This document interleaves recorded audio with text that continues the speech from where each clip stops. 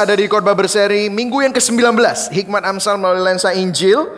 Dan hari ini kita akan bicara mengenai Your Words Matter. Perkataan kita itu penting sekali. Perkataan kita ternyata sangat berdampak dalam hidup kita semua. Nah, kita akan baca sama-sama Amsal 10, Amsal 12. Banyak sekali saudara kata ayat-ayat yang kita baca. Saya akan bacakan yang putih, saudara baca yang kuning, kita akan baca bergantian, oke? Amsal 10. Siapa menyembunyikan kebencian, dusta bibirnya, siapa mengumpat adalah orang bebal. Ayat 19. Di dalam banyak bicara pasti ada pelanggaran, tetapi siapa yang menahan bibirnya berakal budi. Mulut orang benar mengeluarkan hikmat, tetapi lidah bercabang akan dikerat. Bibir orang benar tahu akan hal yang menyenangkan, tetapi mulut orang fasik hanya tahu tipu muslihat. Orang jahat terjerat oleh pelanggaran bibirnya, tetapi orang benar dapat keluar dari kesukaran. Setiap orang dikenyangkan dengan kebaikan oleh karena buah perkataan, dan orang mendapat balasan daripada yang dikerjakan tangannya. Siapa mengatakan kebenaran menyatakan apa yang adil, tetapi saksi dusta menyatakan tipu daya. Ada orang yang lancang mulutnya seperti tikaman pedang, tetapi lidah orang bijak mendatangkan kesembuhan.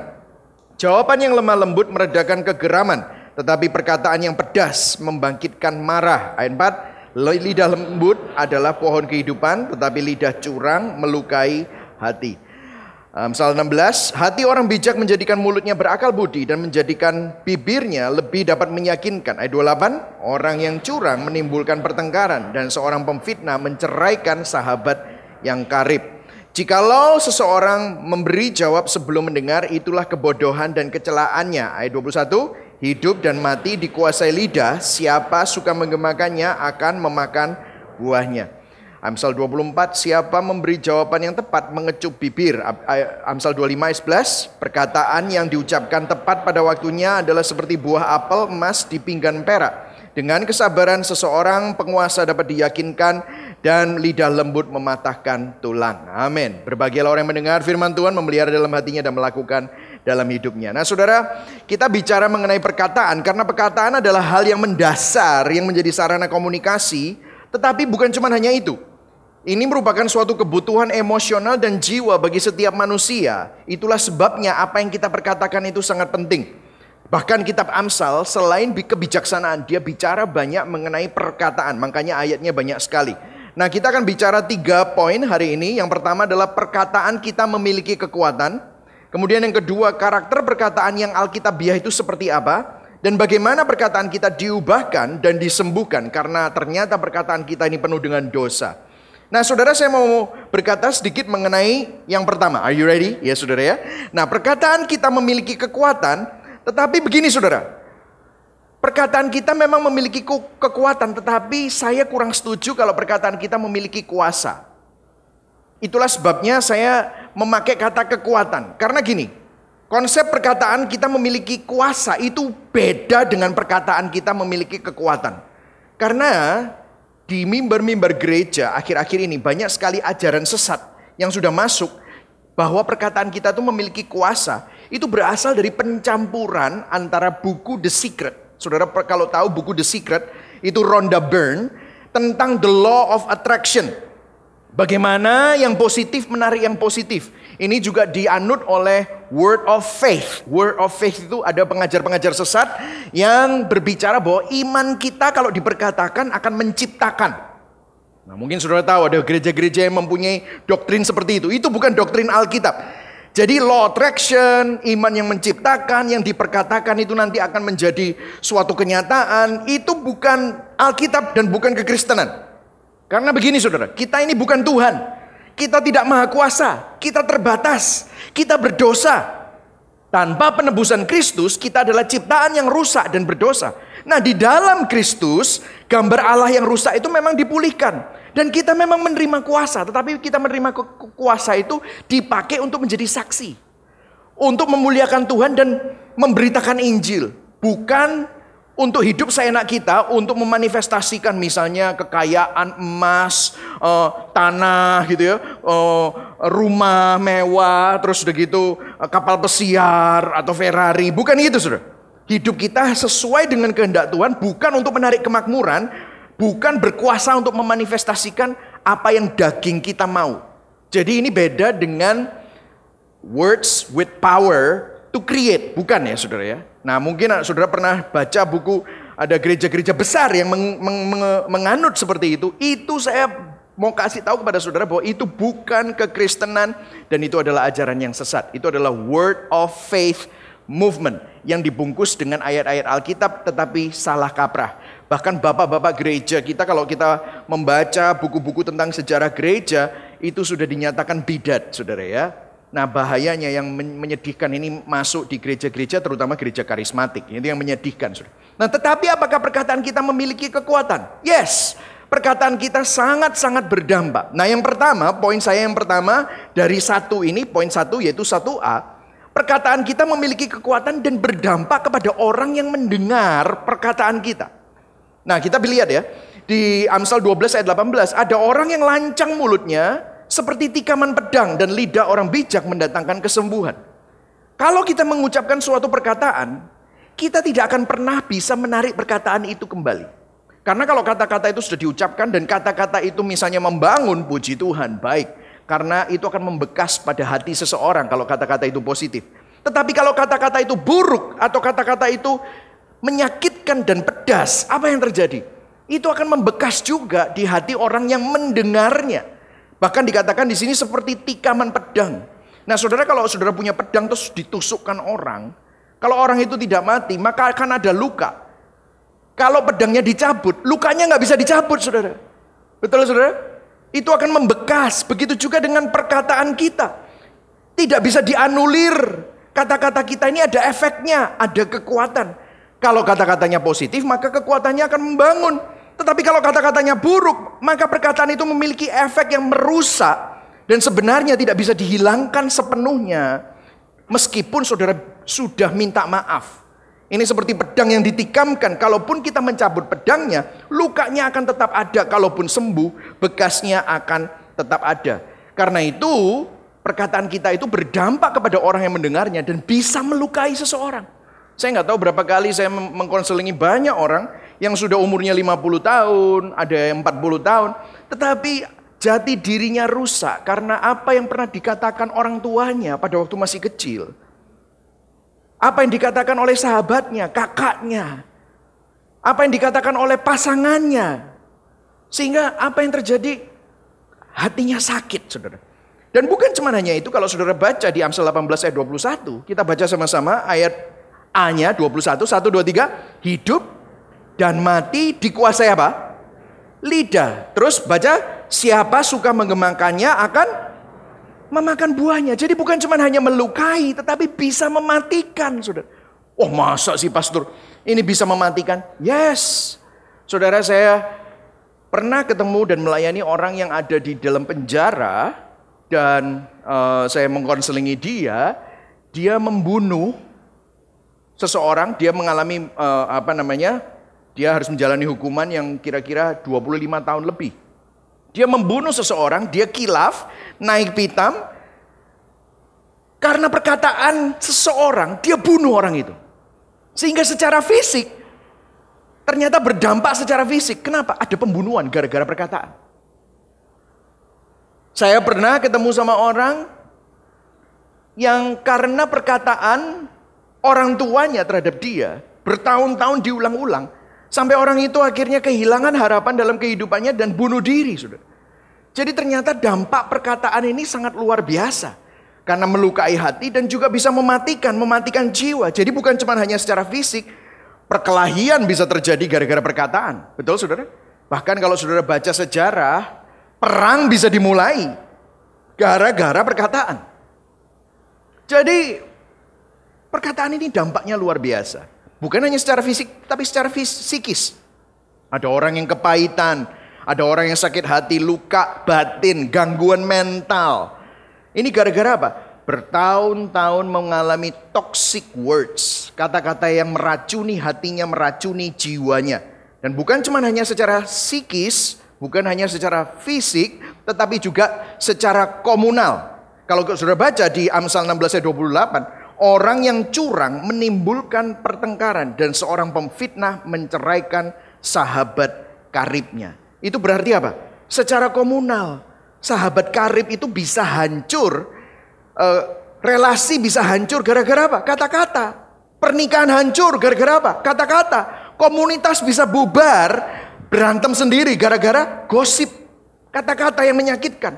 Persahabatan bertahun-tahun bisa rusak gara-gara kata-kata yang melukai dan mematikan. Jadi kita bisa lihat bahwa secara komunal merusak relasi. Pernikahan cerai gara-gara apa? Perkataan. Persahabatan bisa rusak gara-gara apa? Perkataan. Jadi kalau kita lihat berdampak kepada orang yang mendengarnya, tetapi bukan cuma hanya itu. Kita lihat ya selanjutnya, Amsal 12 ayat 13-14 dikatakan, orang jahat terjerat oleh pelanggaran bibirnya sendiri, tetapi orang benar dapat keluar dari kesukaran. Ayat 14, setiap orang dikenyangkan dengan kebaikan oleh karena apa? Buah perkataan. Dan orang mendapat balasan daripada apa yang dikerjakan tangannya. Jadi bukan cuma hanya orang yang mendengar kena dampaknya, tetapi orang yang memperkatakannya juga kena dampak, saudara. Coba kita lihat di sini, kata-kata yang jahat menghancurkan yang berbicara juga. Kata-kata yang baik seperti buah atau makanan dari yang berbicara. Saudara, Yakobus, kitab Yakobus di Perjanjian Baru, tadi ini kan di Amsal. Kalau saudara baca di Yakobus, Yakobus berkata begini, lihat kapal-kapal, jadi ada metafora. Walaupun kapal-kapal itu amat besar, digerakkan oleh angin keras, namun dikendalikan oleh kemudi yang amat kecil, menurut kehendak sang jurumudi. Demikian juga lidah. Walaupun suatu anggota kecil dari tubuh. Saudara tahu lidah kita itu cuma 9 cm. Ya. Saudara bingung, hah masa 9 cm? Cuma pendek gini. Ya sampai bawah saudara ya. 9 cm ya saudara. Namun dapat memegahkan perkara-perkara yang besar. Lihat betapa pun kecilnya api, dia dapat membakar hutan yang besar. Lidah pun juga seperti api. Ia merupakan suatu dunia kejahatan dan mengambil tempat di antara anggota-anggota tubuh kita. Sebagai sesuatu yang dapat menodai seluruh tubuh. Menyalakan roda kehidupan kita. Sedang ia sendiri dinyalakan oleh api neraka. Wow. Sudah lihat ya? Jadi ternyata perkataan kita bukan cuma hanya berdampak kepada orang yang mendengar. Tetapi berdampak kepada kita sendiri yang memperkatakannya. Ini penting sekali. Kenapa? Buktinya saudara bisa kehilangan sahabat gara-gara kata-katamu. Saudara bisa menghancurkan pernikahanmu gara-gara kata-katamu. Saudara bisa menghancurkan dirimu sendiri gara-gara kamu memperkatakan yang jelek tentang dirimu sendiri. Karena begini saudara, kenapa kok ini penting sekali? Dan berdampak pada orang yang memperkatakannya. Karena gini saudara, perkataan kita mengungkapkan, memperjelas, dan mengekspresikan apa yang ada di pikiran. Apa yang ada di hati kita. Sehingga akhirnya kita bisa merasakan apa yang kita perkatakan. Saya kasih contoh. Misalnya saudara sebel sama orang. Bilang aja deh, saudara baru kayak punya pengalaman, kemudian saudara mangkel gitu. Mangkel. Misalnya mangkel atau sebel. Saudara mangkel. Terus saudara dalam hati, wih orang ini benceno. Itu bahasa Jawa. Kalau orang bahasa Jakarta atau bahasa Indonesia resek gitu. Resek gitu. Mangkel, gua sebel banget. Tapi itu dalam hati. Kemudian saudara sebel mangkel, ini bergejolak.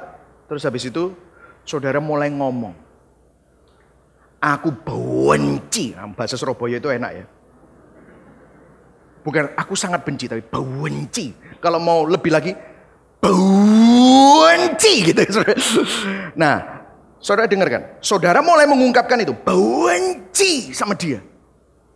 Nah, dari mangkel, dari sebel, tiba-tiba saudara menaikkan level mangkel saudara dan sebel saudara kepada apa? Benci. Jadi waktu saudara ngomong itu, benci sama dia. Saudara lihat orang itu lagi. Bukan cuma hanya mangkel, bukan cuma hanya marah. Tiba-tiba saudara merasakan apa? Benci. Nah saudara lihat dia, terus saudara bilang benci, benci, benci, benci. Apa yang terjadi? Nanti satu hari dari benci akan jadi dendam. Perkataan kita itu mengungkapkan. Dan bahayanya awalnya itu kita cuma sebel. Awalnya itu kita cuma mangkel. Tapi karena kata-kata benci itu diperkatakan, maka dari sebel mangkel jadi benci. Tingkatnya jadi tinggi. Akhirnya apa? Jadi dendam. Kenapa? Karena perkataan kita itu memperjelas dan mengekspresikan apa yang ada di dalam hati kita dan di pikiran kita. Sehingga feeling kita itu ikut gara-gara apa yang kita katakan. Wow. Jadi bahaya saudara. Kenapa? Bukan cuma hanya berdampak pada orang yang mendengarnya, tetapi berdampak kepada saudara sendiri yang memperkatakannya. Dan kalau itu negatif, saudara akan tersedot di dalam suatu lingkaran setan yang negatif terus. Saudara ngomong mangkel, marah, benci, saudara lihat orang itu lagi benci, saudara makan sup, ada bayang-bayangnya orang itu, benci gitu ya, dendam. Saudara tidak mau pergi ke tempat yang sama dengan orang itu, tidak mau ke gereja yang sama. Kalau gerejanya sama, saudara pilih kebaktian yang berbeda, gitu misalnya. Ya, karena apa yang terjadi? Ini semua akhirnya apa? Saudara tersedot negatif. Bahkan ada orang yang namanya sama dengan orang itu, saudara bisa terbawa. Ada orang yang ngomongnya caranya mirip dengan orang itu, saudara bisa ingat. Saudara lihat, secara negatif saudara tersedot di dalam kenegatifan saudara. Ya, of course kalau positif, ya of course saudara akan bisa menanggulangi banyak hal karena saudara positif. Dan kepositifan saudara akan menyedot saudara sehingga saudara berpikir positif. Tetapi melalui poin ini Anda dapat lihat, wow ternyata apa yang kita perkatakan itu dampaknya luar biasa besar. That's right. Nah mungkin saudara melihat ini, waduh kalau gitu aku gak ngomong, pokoknya aku gak mau ngomong. Meneng aja, pokoknya diem. Ini maju kena, mundur kena juga saudara. Kenapa? Karena firman Tuhan bilang begini, Amsal 10 ayat 18. Ayo baca sama-sama. 1, 2, 3. Siapa menyembunyikan kebencian, dusta bibirnya. Jadi gini saudara, bukan cuma saudara nggak ngomong, kalau saudara pendam sekalipun tetap berdampak. Kenapa? Karena saudara ngomong di pikiran saudara. Saudara nggak ngomong benci gitu, tapi dalam pikiran, benci aku. Bodoh aja. Masih nggak ngomong gitu saudara. Benci gitu. Tapi saudara sudah ngomong di pikiran saudara, apa yang terjadi? Saudara pendam. Kalau saudara masih ingat khotbah yang tentang healing emotion, orang yang memendam luka, marah, itu apa yang terjadi? Semua tubuhnya ini mengalami psikosomatis ya. Jadi penyakit kita itu bisa muncul semua gara-gara apa? Apa yang ada terpendam di dalam hati kita. Jadi ternyata memang ini bahaya saudara. Maju kena, mundur kena. Kalaupun terpendam, pasti nanti satu hari meledak. Kalaupun nggak meledak, kehidupan batiniah kita, inner life kita akan terpengaruh. Karena kita sudah memperkatakan di dalam pikiran kita. Meskipun kata-kata itu tidak keluar di mulut, tetapi tetap diperjelas dan diperkatakan di dalam pikiran. Jadi tetap berdampak walaupun dipendam. Nah sekarang mungkin saudara bertanya, lah terus apa solusinya? Apa yang harus kita lakukan dengan pikiran yang negatif? Kebencian, kemarahan, dan kepahitan. Nah saya berikan sedikit praktis. Tetapi praktis ini tidak akan bisa long lasting kalau saudara tidak memiliki sesuatu yang lebih dalam nanti di akhir dari khotbah. Selalu ada gospelnya. Tetapi gimana sih? Nah disinilah saudara saya mau ajak kepada kita semua untuk melihat bahwa doa, punya komunitas Injil seperti care group itu sangat penting. Kenapa? Karena waktu kita marah, kita benci, kita merasakan ada sesuatu yang gak enak dalam hati kita. Saya yakin kita semua mempunyai masalah ini. Gak ada manusia satupun gak pernah marah. Gak ada manusia satupun gak pernah sebel. Kadang-kadang saya gak ada lagi enak-enak aja.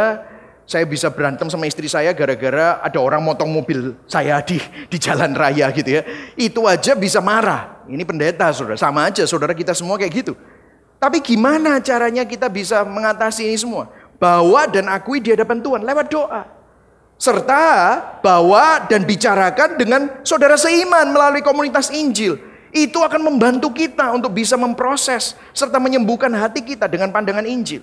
Itulah sebabnya kita butuh teman-teman yang bisa memberikan nasihat. Bukan teman-teman yang gini, wes ajar naik, sikat aja gitu. Bukan gitu loh ya saudara. Oh, ojo. Kalau pembalasan harus lebih kejam, bukan gitu ya saudara. Tetapi orang yang ngerti Injil, yang bisa mengingatkan kita, yang bisa memprosesnya supaya hati kita tidak dipenuhi dengan kemarahan. Supaya hati kita tidak dipenuhi dengan banyak kepahitan, saudara. Kita perlu belajar bahwa kita perlu mengakui di hadapan Tuhan. Saudara, berapa banyak seringkali saya marah, terus kemudian saya membicarakannya dengan sesama pastoral, sesama teman yang dekat dengan saya. Terus saya tiba-tiba jadi lebih mengerti. Iya ya. Dia tanya, loh kamu kenapa loh kok bisa mikir kayak gitu, kok bisa sampai marah, kok bisa sampai merasa seakan-akan kamu ini bisa meledak seperti itu, kenapa? Coba dipikirin, kenapa? Cari ono. Saya cari, oh iya benar juga ya. Oh, tiba-tiba saya nemu.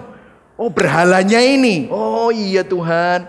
Nah, saudara, ternyata membicarakannya dengan orang-orang yang sehat ya, yang sama-sama punya komunitas Injil itu penting sekali. Mereka bisa mendoakan saya bisa berdoa bersama-sama. Nah, ini penting sekali, saudara. Itulah sebabnya saya mau mengajak jangan menghidupi kehidupan iman itu sendirian. Yang setuju katakan amin. Amin ya, saudara ya. Nah, yang menarik adalah kalau kita bicarakan, kalau kita baca Amsal 18 ayat 21 dikatakan begini. Tadi kita baca, hidup dan mati dikuasai lidah. Hidup dan mati loh. Wah. Jadi perkataan kita ini nggak bisa diremehkan, nggak bisa dibiarkan. Karena ternyata kesimpulan dari ayat ini adalah ternyata bukan cuma hanya perkataan itu penting, tetapi manusia diciptakan dengan suatu kebutuhan mendasar akan perkataan, saudara. Ini adalah cara Tuhan mendesain kita. Saya nggak perlu ngomongin tentang the doctrine of God and the doctrine of man karena nanti terlalu bulat ya, saudara. Tetapi Yesus pernah ngomong sesuatu bahwa, wah ini kok gini ya. Nah ini Matius 4 ayat 4. Matius 4 ayat 4 dikatakan begini.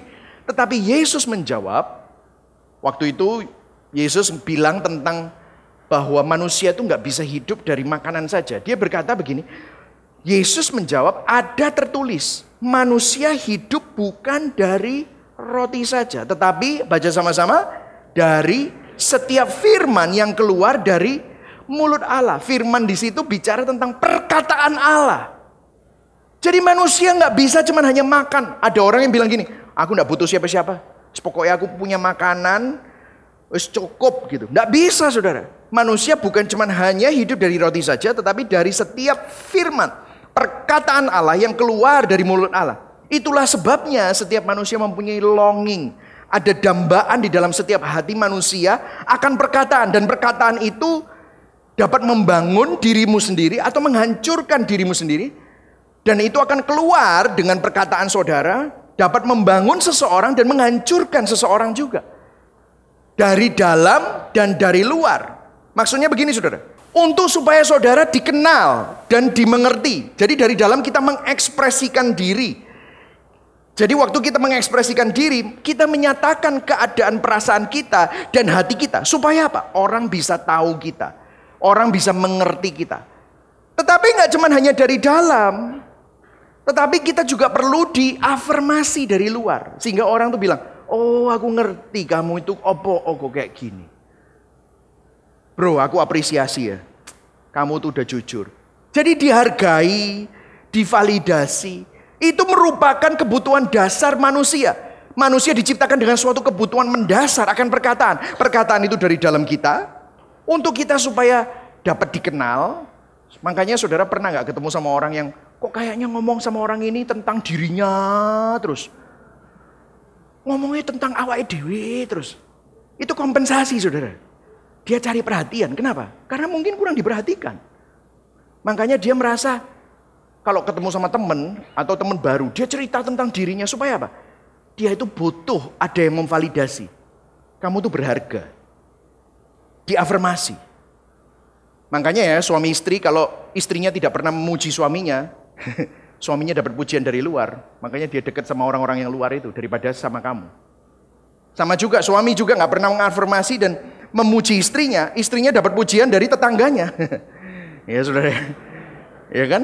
Akhirnya dia lebih dekat sama tetangganya, ya kan? Saudara bisa lihat ini. Ternyata ini adalah kebutuhan mendasar dari manusia. Dia butuh dikenal, dimengerti. Dari luar dia butuh divalidasi, dihargai. Dan yang paling mengerikan adalah, itulah sebabnya hal yang paling mengerikan itu yang orang takutkan. itu kalau dia diabaikan. Kalau misalnya saudara pernah, ini saya pendeta ya, jadi sering ketemu sama orang-orang yang sudah menikah bertahun-tahun, kemudian udah diem-dieman. Saya pernah mengkonselingi orang, suami istri tinggal serumah tapi udah gak ngomong 6 bulan. Kok iso ya? Ketemu, gak ketemu, babano, sembarang. Itu artinya sudah tidak peduli lagi. Kalau saudara masih ngomong, masih berargumentasi, itu artinya saudara masih peduli. Tetapi kalau sudah tidak ada komunikasi sama sekali, dingin, diabaikan, artinya apa? Keberadaannya ditolak. Dan mengadakan silent treatment. Saudara tahu silent treatment? Dijak ngomong, sembarang.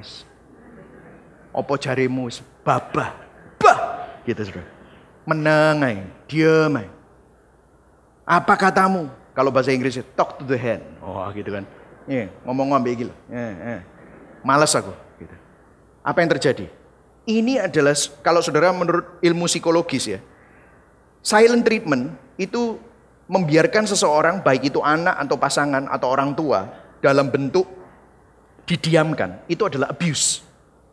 Karena kebutuhan mendasar manusia akan perkataan itu dari dalam dan dari luar. Jadi saudara lihat ya. Perkataan kita ternyata sangat berdampak bagi orang yang mendengarnya. Sangat berdampak bagi kita sendiri. Bisa melukai, bisa membunuh. Bagi kita sendiri pun juga secara negatif, secara positif. Dan kita kalau memendam pun itu juga tidak bisa berdampak. Tetap aja berdampak. Dan kita ini membutuhkan, karena itu kebutuhan dasar kita.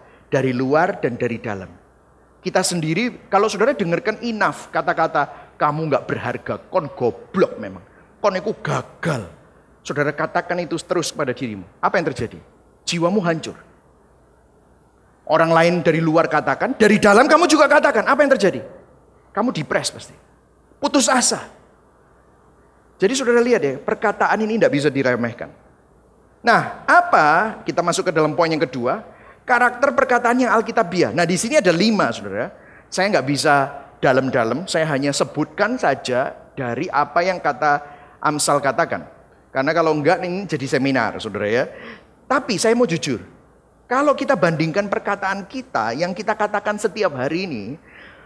Dan kita bandingkan dengan apa yang kitab Amsal katakan. Menurut apa yang seharusnya kita perkatakan. Kita ini berdosa tiap hari. Ya, kita akan masuk ya, ada 5 hal, cepat aja. Amsal 12 ayat 17. Siapa mengatakan kebenaran, menyatakan apa yang adil. Siapa yang mengatakan kebenaran. Kemudian begini, lidah lembut adalah pohon kehidupan, tetapi lidah curang melukai hati. Jadi yang pertama, apa yang Alkitab katakan mengenai perkataan? Kita perlu jujur, tidak menipu. Lidah curang itu deceitful tongue. Artinya gini, banyak orang ya, suka ngomongnya tuh ada benernya, tapi dibumbu-bumbui macam-macam itu. Sehingga kelihatannya, wah dibumbu-bumbui. Akhirnya benernya ada, tapi banyak bohongnya juga. Kenapa bohong itu jahat, saudara? Ada orang yang bilang sama saya, waduh pak, saya ini di sales pak. Kalau saya jujur terus, gak ono sing tuku pak, gitu saudara. Karena saya tahu kelemahannya ini, kelemahannya itu ya saudara. Kenapa bohong itu jahat? Karena kita memperdaya orang yang mendengar. Orang itu nggak tahu yang fakta yang sebenarnya. Sehingga orang itu nggak bisa membuat keputusan yang tepat. Karena tidak tahu yang sebenarnya. Nah ini kan jahat saudara. Jadi bohong itu sebenarnya sangat merusak orang yang mendengarnya. Dan kalau Anda bilang, oh tapi nggak apa-apa buat saya. Well, saudara lakukan itu terus. Itu kan merusak dirimu juga. Dulu pertama kali bohong mungkin oke. Deg-degan. Lama-lama saudara siul-siul. Udah biasa bohong. Bohong kanan, bohong kiri, bohong kanan, bohong kiri. Sehingga akhirnya menjadi karakter saudara. Jadi ini yang dikatakan oleh firman Tuhan. Kita perlu jujur dan tidak menipu. Kemudian yang berikutnya. Dikatakan Amsal 15 ayat 1. Jawaban yang lemah lembut meredakan kegeraman. Tetapi perkataan yang pedas membangkitkan amarah. Dengan kesabaran seorang penguasa dapat diyakinkan dan lidah lembut mematahkan tulang. Jadi yang kedua, bukan cuma hanya jujur dan tidak menipu, tetapi tenang dan lemah lembut dan tidak kasar. Nah saudara kalau ngomongin lemah lembut itu bukan gini. Iya. Gitu ya, bukan gitu ya saudara. Ini bukan ngomongin tentang hal kayak gitu. Tetapi gini loh. Perkataan yang lemah lembut itu bisa saja direct. Bisa saja tegas. Tidak bertele-tele. Terus terang. Bahkan argumentatif. Tapi itu semua bisa dilakukan dengan lemah lembut. Kata-kata yang kasar artinya kata-katamu tuh menimbulkan rasa sakit dan pedas. Jadi bahasa kita semestinya dipilih bukan dengan nada yang kelemak-kelemak, bukan. Tetapi bahasa kita, tujuan kita ngomong itu harus dimotivasi dengan kasih. Sehingga poinnya benar, tetapi disampaikan dengan cara yang tenang dan lemah lembut. Saudara pernah ketemu sama orang yang ngomongnya benar tapi kasar? Apa yang terjadi? Saudara nggak dapat poinnya. Yang saudara dapatkan apa? Kasarnya. Betul atau tidak? Poinnya benar tapi dia marah-marah. Yang nggak didapat poinnya, yang didapat marah-marahnya. Jadi poin yang benar harus disampaikan dengan cara yang benar.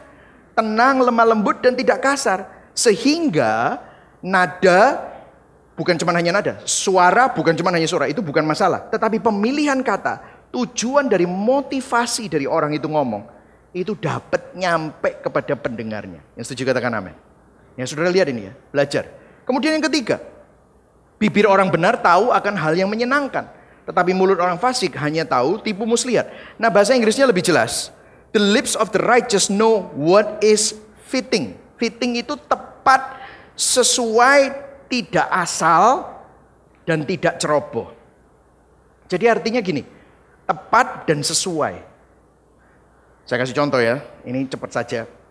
Saya pernah mengkonselingi suami dan istri yang istrinya gini, suaminya baru pulang kerja, seharian kerja pulang jam 6, baru mau lepas sepatu. Papa tahu gak? Baru lepas sepatu, sepatunya dipakai lagi terus dia keluar rumah, saudara. Belum mandi, belum makan, baru lepas sepatu, sudah. Begitu, saudara. Loh mungkin yang disampaikan penting nggak? Penting.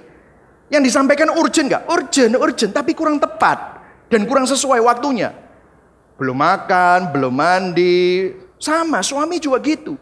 Dia melihat sesuatu yang istrinya nggak pernah diapresiasi, istrinya nggak pernah dipuji, tapi begitu makannya kasihan dan langsung ngomong ngamuk tentang makanannya. Sehingga apa yang terjadi? Nggak tepat, nggak sesuai. Sehingga nggak fitting, ceroboh, asal-asalan. Apa yang terjadi? Ini akan merusak hubungan, saudara. Amsal 25 ayat 11, perkataan yang diucapkan, apa saudara? Tepat pada waktunya adalah seperti apa? Buah apel emas di pinggan perak. Wow, saudara ini tepat pada waktunya. Ya saudara. Kemudian ada yang menarik di sini. Amsal 24 ayat 26. Siapa memberi jawaban yang tepat? Mengecup bibir. Nah ini mengacu pada tradisi Yahudi kuno bahwa orang-orang yang secara sosial setara akan mencium bibir daripada pipi. Jadi bukan cipika-cipiki, tapi mencium bibir. Ini jangan dipraktekkan ya saudara ya. Tetapi apa poinnya? Kok ngomong kayak gini? Oh, kenapa? Berdasarkan beberapa komentar ini bicara tentang tepat dan sesuai. Maksudnya gini. Kalau saudara berbicara pada seseorang sebagai ciuman di bibir itu mengacu kepada orang itu ada di level mana. Mungkin dia lagi capek, dia lagi penat, dia lagi stres. Kita tuh nggak boleh di atasnya dia. Ya kamu yang naik dong. Ya kamu deal with it. Jangan capek terus. Harus kuat. Tak jauh omong kamu. Enggak, bukan gitu. Tetapi kita turun ke level orang itu. Diajak ngomong supaya kita bisa relate. Sehingga apa yang kita mau komunikasikan itu mengena. Kenapa? Karena orang itu nggak akan bisa dapat apa yang kita mau komunikasikan. Kalau dia berbeda level dengan kita. Kitanya nggak capek, dia capek. Maka kita harus mengerti kecapeannya dia. Berempati. Sehingga kita bisa menyampaikan apa yang kita bisa sampaikan kepada orang tersebut. Jadi ini luar biasa saudara. Ternyata harus tepat dan sesuai. Kemudian selanjutnya yang keempat. Tidak gosip. Tidak gosip. Gosip itu kan singkatannya makin digosok makin sip gitu kan saudara ya. Amsal 10 ayat 18, siapa menyembunyikan kebencian, tadi kita udah lihat dusta bibirnya, siapa mengumpat adalah orang bebal. Nah bahasa aslinya bukan mengumpat, tetapi whoever spreads slander. Slander itu gosip, desas-desus, rumor, is a fool. Artinya apa? Menyebarkan kejelekan orang lain, membicarakan isu orang lain. Untuk apa? Membuat diri sendiri merasa lebih baik. Ini merusak hubungan. Ini perlu diselesaikan, harus belajar untuk direct. Nah ini sangat berbeda dengan kultur Asia. Kultur Asia itu nggak enak kan konfrontasi.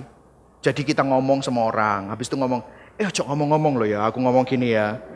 Oh siap gitu ya. Dia juga ngomong sama 10 orang yang lain terus bilang, jangan ngomong-ngomong ya. Dan orang yang tadi punya masalah juga ngomong sama 10 orang. Jadi at the end of the day ada 100 orang yang tahu tentang apa yang terjadi. Nah ini gosip saudara. Biasanya kalau sudah sampai ke 10 orang yang ke-10, ceritanya udah lain sekali saudara. Ditambah-tambahin gak karu-karuan, bumbu-bumbunya pedes kabeh saudara ya. Sehingga orang yang mendengarnya, loh kok ceritanya bisa jadi seperti ini. Nah ini bahaya saudara. Makanya ini gak cuma hanya terjadi di mana-mana. Di gereja juga bisa terjadi seperti itu. Makanya kalau kita mendengar seperti ini, kita lebih baik ngomong terus terang sama orangnya yang bersangkutan. Oh saya gak tahu. Ngomong aja sama orang yang bersangkutan. Jadi kita pun juga menolak gosip. Jadi saudara lihat tidak gosip, direct, terus terang. Kemudian yang kelima, itu cermat atau peka dan tidak impulsif. Nah ini saudara, Amsal 10 ayat 19. Di dalam banyak bicara pasti ada pelanggaran. Apalagi kalau ada kacang, kuaci sama bir. Waduh banyak saudara. Tetapi siapa yang menahan bibirnya berakal budi. Orang bodoh akan disangka bijak kalau ia berdiam diri, dan disangka berpengertian kalau ia mengatupkan bibirnya. Saudara, semakin banyak kita bicara, semakin besar kemungkinan kita menyakiti seseorang. Saudara lihatlah. Saudara kira-kira ya, kenapa kok sering ada perkelahian di bar? Kenapa? Pas makan kacang, kakek ngomong, ditambah alkohol, tukaran. Yes. Betul atau tidak saudara? Iya kan? Mungkin kalau makannya diasa gitu ya. Lebih tenang soalnya ada yang disemayamkan gitu saudara ya. Tetapi kadang-kadang kita ini ngomong tiba-tiba ada yang tersinggung gara-gara kita ngomong gitu. Terus apa yang terjadi? Berantem. Gak enakan. Kakek ngomong saudara. Ngomongnya gak peka, gak cermat, gak dipikir. Sehingga apa yang terjadi? Perkataan kita bisa menyakiti orang. Nah saudara, kita masuk yang terakhir. Bagaimana perkataan kita diubah dan disembuhkan? Well of course, reaksi pertama dari kita yang mendengar ini semua, kita akan berusaha keras. Belajar poin-poinnya Pastor Michael ini tak tulisi kabeh, aku tak latihan gitu saudara ya. Puji Tuhan kalau saudara bisa. Mungkin saudara bisa 1-2, tetapi yang 3-4-5 mungkin saudara masih berjuang. Tetapi gini loh saudara. Apa sih yang menjadi kunci perubahan? Apa yang menjadi rahasianya dari perubahan ini semua? Well, kitab Amsal memberikan petunjuknya. Amsal 16 ayat 23. Ayo baca sama-sama. 1, 2, 3. Hati orang bijak menjadikan mulutnya berakal budi dan menjadikan bibirnya lebih dapat meyakinkan. Coba kita lihat. Ada yang menarik di sini. Dikatakan yang menjadikan mulutnya berakal budi adalah apa? Apa yang menjadikan mulutnya berakal budi?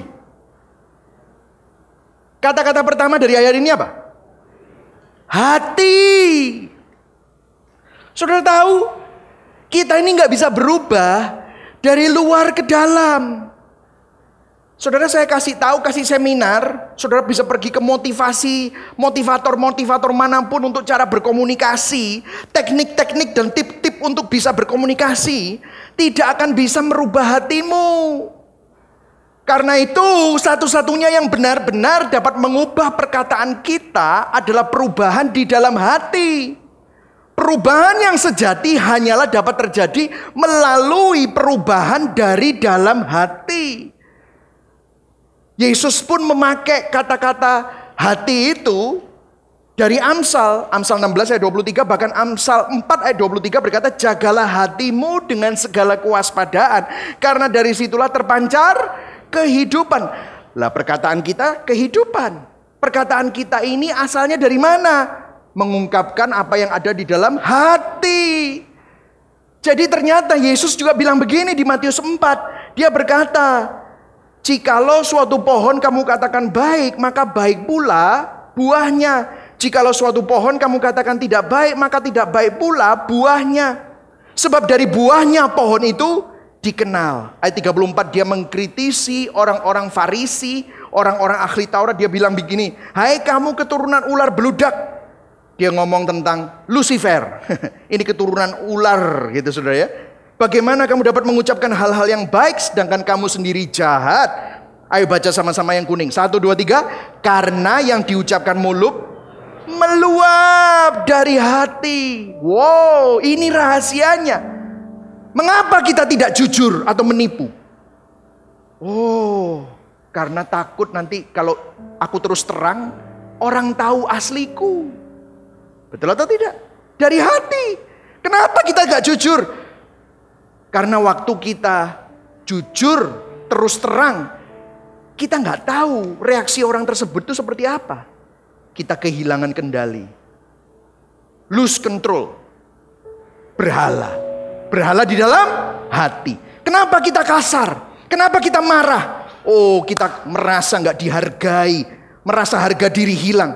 Dari hati. Kenapa kita ceroboh, asal ngomong, suka gosip, takut ditolak. Takut kalau kita ngomong sama orang yang bersangkutan langsung nanti dia marah gimana? Aku tak ngomong sama orang lain. Terus orang lain, iya memang orang itu mencekno. Akhirnya, wow. Jadi saudara lihat semua asalnya dari ketakutan dalam hati.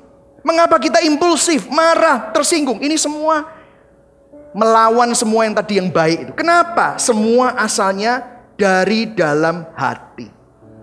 Lantas apa solusinya? Disinilah gospel connection. Dengarkan saya. Ada yang menarik.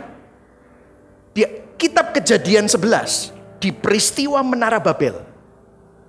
Saudara masih ingat Menara Babel? Manusia berhasrat memuliakan dirinya sendiri. Memberontak kepada Tuhan. Dia berusaha untuk menyamai Tuhan. Apa yang terjadi? Sebagai konsekuensi dari pemberontakan mereka terhadap Tuhan. Yang dikacaukan terlebih dahulu adalah apa? Lidah mereka, bahasa mereka. Dari hati yang berhasrat untuk memuliakan diri sendiri. Sehingga apa yang terjadi? Mereka gak bisa kerjasama. Ribuan orang mau membangun menara. Bahasanya kacau balau. Apa yang terjadi saudara? Komunitas yang membangun Menara Babel itu mengalami kekacauan. Mereka putus relasi. Mereka putus hubungan. Rusak hubungan. Diri mereka gak bisa dimengerti. Tiba-tiba ngomong bahasa Inggris. I cannot understand you. Sing Jawa. Kau ngomong apa toh? Gitu. Ada yang ngomong Chinese. Perkataan dari dalam gak ngerti. Perkataan dari luar tidak mengafirmasi. Sehingga apa yang terjadi? Mereka tidak mendapatkan suatu keharmonisan. Diri mereka tidak bisa dimengerti, mereka tidak dipahami, mereka nggak ngerti orang lain. Mereka tidak mendapatkan perkataan dari luar, tidak bisa divalidasi karena mereka tidak bisa saling memahami, sehingga tidak bisa saling mengasihi, tidak bisa saling menghargai. Akhirnya apa yang terjadi? Kekacauan terjadi. Dan gara-gara itu mulailah terjadi perang. Mulailah suami sama istri berantem, suku sama suku berantem. Mereka mengembara sendiri-sendiri. Maka terjadilah bangsa-bangsa di seluruh dunia dengan bahasa-bahasa yang berbeda. Saudara lihat ini. Ini menunjukkan bagaimana pemberontakan terhadap Tuhan dan hati yang berhasrat untuk memuliakan dirinya sendiri akhirnya akan membuat kita putus hubungan dengan orang lain. Kontraskan dengan kitab Kisah Para Rasul 2 di hari Pentakosta. Pada waktu itu murid-murid Yesus adalah orang-orang yang takut, pengecut. Mereka masuk ke dalam kamar kecil di Yerusalem. Dan tiba-tiba 50 hari setelah Yesus naik ke surga. 50 hari setelah Yesus bangkit. 10 hari setelah Yesus naik ke surga. Bangkit dari kematian. Karya salib Kristus. Apa yang terjadi? Roh Kudus turun dalam bentuk lidah api. Dan yang pertama kali dijamah oleh Roh Kudus adalah apa? Lidah murid-murid Yesus. Tiba-tiba mereka bicara bahasa-bahasa lain.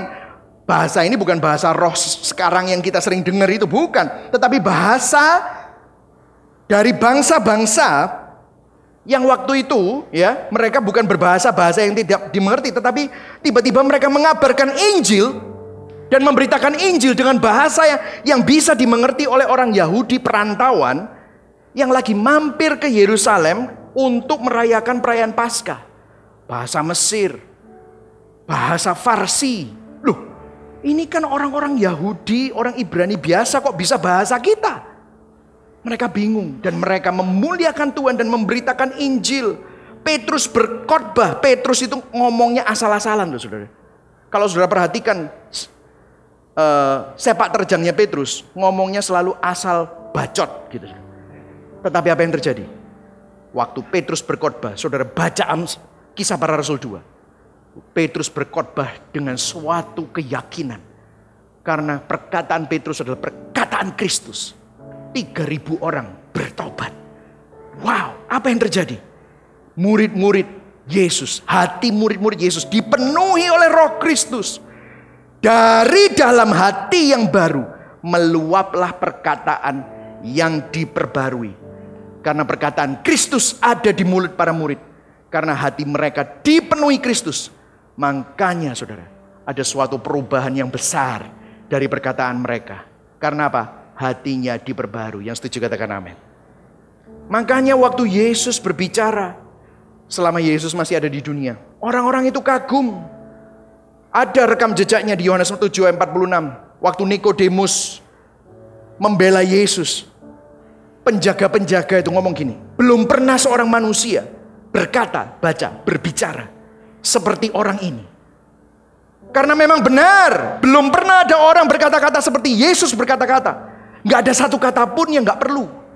Gak ada satu kata pun yang gak tepat. Gak ada satu kata pun yang gak sopan. Gak ada satu kata pun yang asal-asalan.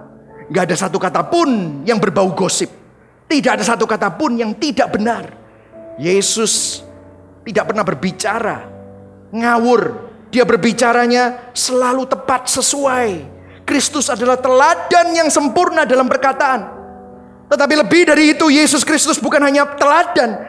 Di Ibrani 1 dikatakan bahwa Kristus lebih dari sekedar teladan. Dikatakan begini, pada zaman dahulu Allah berulang kali dalam berbagai cara berbicara kepada nenek moyang kita dengan perantaraan nabi-nabi. Tapi sekarang pada zaman akhir ini, Ia telah berbicara kepada kita dengan apa? Perantaraan anaknya, yaitu Yesus. Yang Ia tetapkan sebagai yang berhak menerima segala yang ada. Oleh Dia Allah telah menjadikan alam semesta. Yohanes 1 ayat 1. Pada mulanya adalah firman.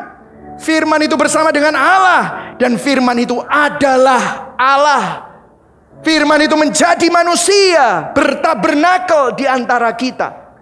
Kalau saudara tahu, Yesuslah perkataan Allah. Yesus adalah firman. Bahkan Yesus adalah seluruh alfabet. Dialah Alfa dan Omega. Yesus adalah A sampai Z. Semua perkataan-perkataan yang saudara perlu terima, saudara perlu dengar, itu dari Yesus semestinya. Dialah kalimat Allah. Mungkin saudara bilang, that's nice pastor. Apa gunanya kita tahu ini? Mengapa ini berkuasa? Apa yang Kristus lakukan bagi kita? Apa yang menjadi berita anugerah dan berita Injil? Dengarkan saya. Di atas salib Kristus didiamkan. Di atas salib Kristus diabaikan. Di atas salib Kristus ditinggalkan. Di atas salib Kristus terpisah dari Bapa. Waktu Yesus berteriak, "Allahku, Allahku, mengapa engkau meninggalkan aku?" Gak ada langit terbuka seperti waktu dia dibaptis. Gak ada burung merpati turun dan ada kata-kata, "Inilah anakku yang kukasihi, kepadanya lah aku berkenan." Gak ada itu. Waktu Yesus dia ada di atas kayu salib, langit tetap gelap. Seakan-akan Tuhan memalingkan wajahnya dari Yesus. Yesus mengalami silent treatment yang terburuk oleh Bapa di surga, yang semestinya tidak pernah meninggalkan dia. Apa yang terjadi? Kenapa dia harus mengalami itu? Supaya kita, saudara dan saya yang menyakiti Tuhan dengan kata-kata kita, supaya kita yang menyakiti sesama kita, sahabat kita, pasangan kita, suami kita, istri kita, yang berlaku kasar dengan anak kita, menggosipkan teman kita, kita yang sudah berdosa dan jahat dengan kata-kata kita, Kita yang semestinya mengalami hukuman dosa karena perkataan kita. Kita yang mestinya diabaikan. Kita yang mestinya didiamkan oleh Tuhan. Tetapi Yesus yang tanggung semuanya itu. Supaya apa? Supaya orang yang percaya kepada Kristus dapat menerima perkataan Bapa. Inilah anakku yang kukasihi. Kepadanyalah aku berkenan. Saudara dan saya yang semestinya ditolak, digantikan oleh Yesus. Supaya Yesus yang semestinya diterima oleh Bapa ditolak.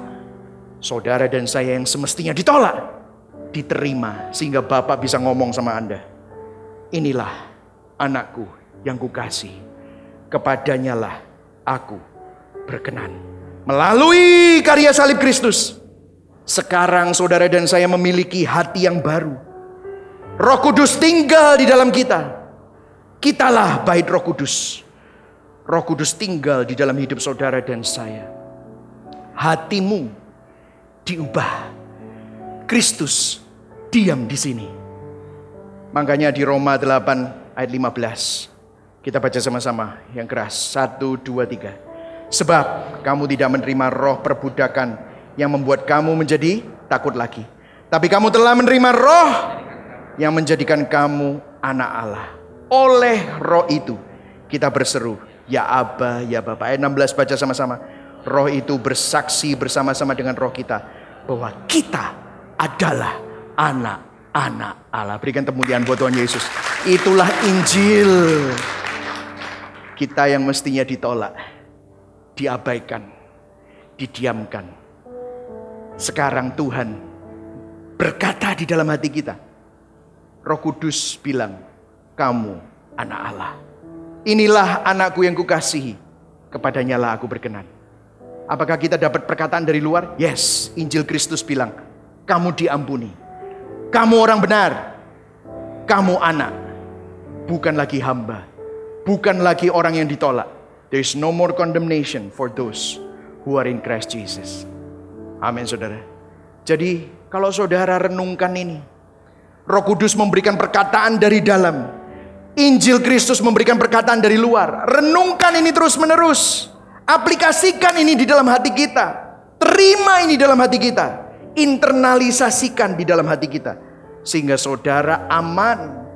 Kita dipahami. Kita dimengerti. Meskipun gak ada yang mengerti kita, tetapi kita tahu bahwa Tuhan mengerti kita. Sehingga pada waktu kita melihat orang yang sedang putus asa, kita pun juga bisa memberikan perkataan yang kita terima dari Tuhan itu kepada orang itu. Seakan-akan mungkin tidak ada yang bisa memvalidasi kita, tetapi firman Kristus memvalidasi kita. Sehingga kalau ada orang yang merasa tertolak, dengan penerimaan yang kita terima dari Tuhan, kita bisa memberikan kata-kata penerimaan kepada orang lain. Yang setuju katakan amin. Mari sama-sama kita bangkit berdiri. Saudara diberkati hari ini. Amin. Jangan berusaha untuk berubah dengan kekuatanmu, tapi renungkan Injil. Saya yakin semakin saudara merenungkan Injil, semakin saudara memandang kepada Kristus, hatimu meleleh, hatimu diperbarui. Saudara akan bisa, tiba-tiba kata-katamu akan mulai berubah. Saudara, kalau saya memberikan ini ya, karena Injil, identitas kita bertumpu dari apa yang firman Tuhan katakan, bukan pada apa yang manusia katakan. Yang setuju katakan amin. Meskipun orang bilang A, B, C, kita tahu bahwa firman Tuhan bilang, kamu adalah anak. Karena Injil, hati kita tetap merasa aman. Meskipun ada kata-kata yang menjelekkan atau menyerang kita. Karena Injil, kita bisa memperkatakan kasih dan berkat kepada orang yang membenci kita, bahkan mengutuki kita. Karena Injil, hati kita tetap bisa mengampuni dan dipulihkan, meskipun ada kata-kata yang menyakiti dan menghancurkan perasaan. Amin saudara. Mari sama-sama kita nyanyikan lagu Tuhan pakai hidupku.